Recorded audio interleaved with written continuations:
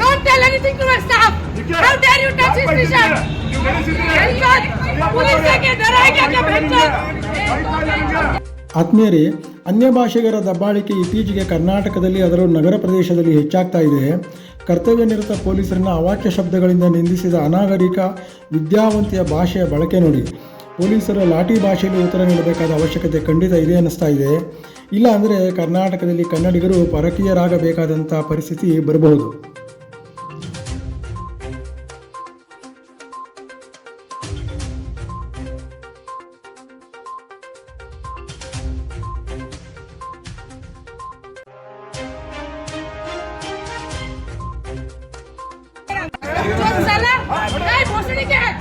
Don't tell anything to my staff. How dare you touch his t-shirt? Police डराएगा क्या बच्चा?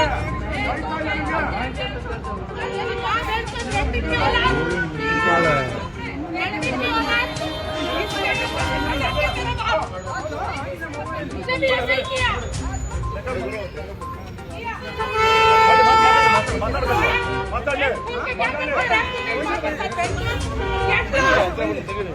नहीं है.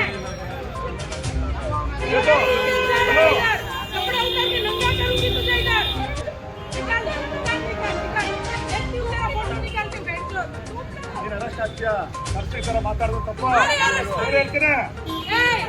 ಬೆಂಚ್ ಅರೆಸ್ಟ್ ಮಾಡಿ ನಾನು ಅರೆಸ್ಟ್ ಮಾಡಿ ಅರೆಸ್ಟ್ ಮಾಡಿ ಅರೆಸ್ಟ್ ಮಾಡಿ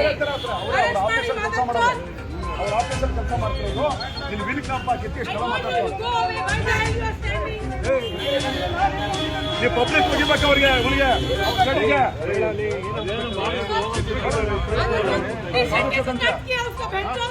ಯಾಕೆ ಮುಚ್ತಾರೆ, ಇವ್ರಿಗೆ ಯಾಕೆ ಮಾಡ್ತಾರೆ?